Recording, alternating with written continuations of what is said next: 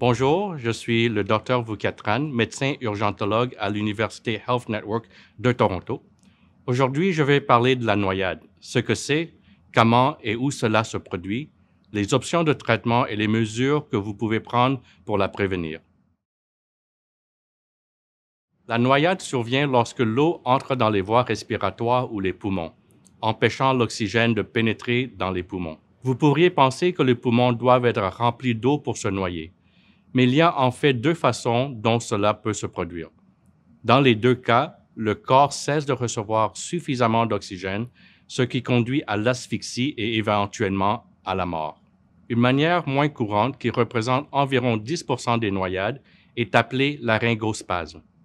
Lorsque l'eau touche vos voies respiratoires, vos cordes vocales se ferment soudainement, bloquant vos voies respiratoires et provoquant une asphyxie sans que l'eau n'entre dans les poumons. Cela se produit souvent lorsque les gens essayent de retenir le souffle sous l'eau trop longtemps. Dans les autres 90% des noyades, les muscles entre vos cordes vocales, connus sous le nom de glotte, se détendent complètement. Cela permet à l'eau d'entrer et de remplir les poumons. Une fois que l'eau entre dans la circulation sanguine et perturbe les globules rouges, les organes internes commencent à s'arrêter. Après environ 10 minutes sans oxygène, les organes du corps s'arrêtent complètement, entraînant la mort clinique. Au Canada, environ 460 personnes meurent chaque année de noyade. C'est un nombre alarmant pour une cause de décès évitable. Bien que les enfants de moins de 5 ans soient plus à risque, les adultes peuvent également se noyer. La capacité pulmonaire d'un enfant est beaucoup plus petite que celle d'un adulte. C'est pour ça que 96% des noyades surviennent chez les enfants de moins de 5 ans. Pour 10 noyades, 9 sont des enfants de moins de 5 ans. La surveillance distraite est la principale cause des accidents et de noyades d'enfants au Canada. Il suffit de 5 cm, environ 2 pouces, et 20 secondes pour qu'un enfant non surveillé se noie. Vous pouvez pas quitter des yeux vos enfants, même pour un instant. Pendant les mois d'été chaud, le Canada enregistre le plus grand nombre d'incidents de noyades. 66% des noyades surviennent entre mai et septembre. Des endroits comme le chalet, les plages, les piscines, les petites piscines en plastique, dans les cours arrière ou les réunions de famille peuvent être dangereux. Ce sont des endroits où les gens baissent souvent leur garde, ce qui entraîne une surveillance moindre et des accidents potentiels. Rappelez-vous, les enfants âgés de 1 à 9 ans sont les plus à risque de noyade et ils ont besoin d'une surveillance accrue à tout moment. Même les nageurs expérimentés et les adultes peuvent être à risque. Les principaux endroits à surveiller pour la noyade incluent lacs et étangs ou grandes étendues d'eau, rivières, baignoires, piscines. Les lacs et les rivières voient le plus d'activités récréatives pendant l'été. La baignade est la principale cause de décès par noyade, représentant 41%, suivie par la navigation de plaisance motorisée à 11% et simplement être près de l'eau en marchant ou en courant à 10%. Beaucoup d'activités estivales ont lieu dans des zones reculées où les ressources d'urgence sont moins disponibles ou prennent plus de temps pour répondre. Les rivières avec des barrages hydroélectriques peuvent être particulièrement dangereuses en raison des changements imprévisibles du débit d'eau. Un barrage peut ouvrir sans vanne à tout moment, envoyant une vague d'eau en aval. C'est pourquoi il n'est pas considéré de jouer près des barrages hydroélectriques ou en aval de ceux-ci. Les catastrophes d'inondation, bien que moins courantes, peuvent également être imprévisibles et se produire rapidement. Les baignoires posent également un risque sérieux, surtout pour les enfants jeunes et les personnes âgées, car les glissades et les chutes peuvent entraîner une perte de conscience et une noyade. Avant qu'une personne ne meure de noyade, il peut y avoir des signes d'asphyxie ou de manque d'oxygène, tels que respiration rapide ou profonde ou hyperventilation, chercher son souffle, tousser, surtout si on s'étouffe avec de l'eau, voix rauque ou enrouée ou incapacité à parler, mouvement faible ou inexistant, perte de conscience, décoloration du visage ou de la peau. Contrairement aux films et aux émissions de télévision, les victimes de noyade ne crient souvent pas et ne font pas d'éclaboussures d'eau. Au contraire, la noyade est généralement silencieuse et sans beaucoup de lutte. Une victime de noyade peut sembler grimper une échelle invisible ou lutter. Elle peut aussi être en position verticale avec la tête en arrière et sans mouvement des jambes. Récemment, le terme noyade sèche a été utilisé pour décrire une condition correctement appelée noyade retardée, après un incident de quasi-noyade. Bien qu'il ait attiré l'attention, il représente moins de risques pour les enfants et encore moins pour les adultes. La noyade retardée se produit des heures à des jours après que quelqu'un ait aspiré trop d'eau dans les poumons, connu sous le nom d'aspiration d'eau.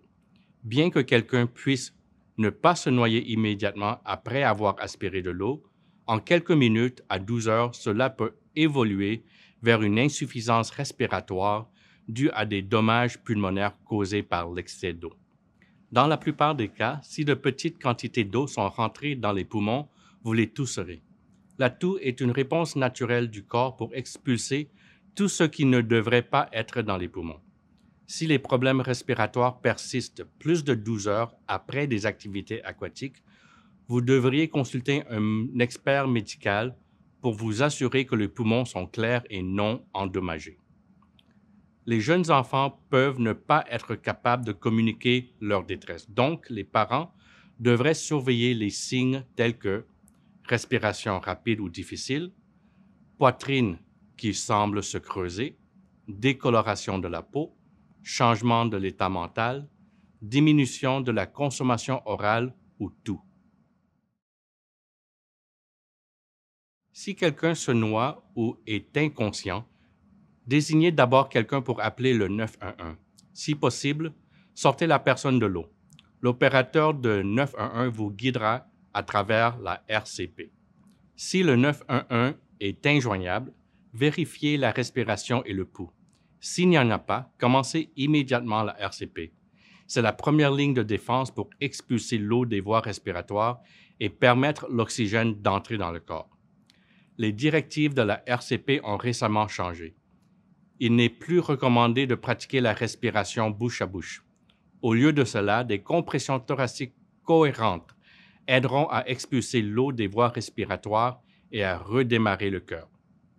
Si un DEA ou défibrillateur automatique est à proximité, ayez-le en attente au cas où l'opérateur du 911 vous demanderait de l'utiliser. Si une personne inconsciente arrive au service des urgences, la RCP et la réanimation continueront jusqu'à ce qu'il y ait un battement du cœur. Si une victime de noyade est réanimée, d'autres tests comme des radiographies thoraciques, des scans, des analyses de sang et d'autres tests seront effectués pour vérifier les dommages au cerveau et aux organes internes dus au manque d'oxygène. Malheureusement, dans la plupart des cas, les victimes de noyade ne reçoivent pas de soins médicaux d'urgence à temps ou n'arrivent pas à l'hôpital. C'est pourquoi avoir des mesures de prévention de la noyade est en place peut sauver des vies. Bien que la noyade ne soit pas une condition médicale spécifique, elle résulte de l'asphyxie par l'eau entrant dans les voies respiratoires et les poumons. Il y a de nombreuses mesures que vous pouvez prendre pour créer des habitudes intelligentes et prévenir la noyade. La première et la plus importante étape est la surveillance. Ne nagez jamais seul. En tout temps, qu'il s'agisse d'enfants ou d'adultes, quelqu'un doit être assigné à la surveillance constante. Rappelez-vous, il ne faut que 20 secondes pour qu'un enfant se noie et 40 secondes pour qu'un adulte se noie. Détourner le regard juste un instant peut entraîner le pire scénario.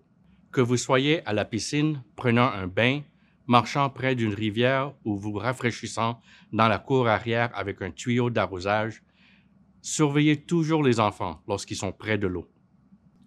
La deuxième étape pour sauver des vies est d'apprendre à nager. Pour les enfants, de nombreuses villes, municipalités et organisations locales offrent des cours de natation par des instructeurs qualifiés et formés professionnellement. Savoir nager correctement est un outil de sauvetage. et il est fortement recommandé d'inscrire les enfants à des cours de natation adaptés à leur âge. Il est important de se rappeler que même si un enfant ou un adulte a suivi des cours de natation, ils doivent toujours être surveillés. Les cours de natation peuvent donner un faux sentiment de sécurité et mener à un manque de surveillance. Le port d'un gilet de sauvetage ou d'un vêtement de flottaison individuel, quel que soit votre niveau de natation, peut sauver la vie. Si vous faites du bateau, du canot ou utilisez une embarcation de plaisance, surtout dans des zones éloignées, vous devriez porter un gilet de sauvetage. La loi exige qu'il y ait un gilet de sauvetage ou un VFI à bord pour chaque personne sur une embarcation. En cas de chavirement ou de chute à l'eau, cela vous sauvera la vie. Cette règle s'applique à tout le monde, y compris les enfants et les adultes. Créer de bonnes habitudes lorsque vous participez à une activité aquatique peut sauver votre vie ou celle d'un être cher. Être prudent autour de l'eau et avoir plusieurs niveaux de protection en place assurera que votre sécurité est celle des personnes qui vous entourent. Les étés canadiens peuvent être chauds et humides, et se rafraîchir dans l'eau est quelque chose que nous apprécions tous, mais nous devons le faire en toute sécurité. Assurez votre sécurité autour de l'eau en ne nageant jamais seul, en évitant l'alcool et les substances, en portant un gilet de sauvetage et en apprenant à nager. Je suis le Dr Vuketran, médecin urgentologue à l'Université Health Network de Toronto. Merci de votre attention.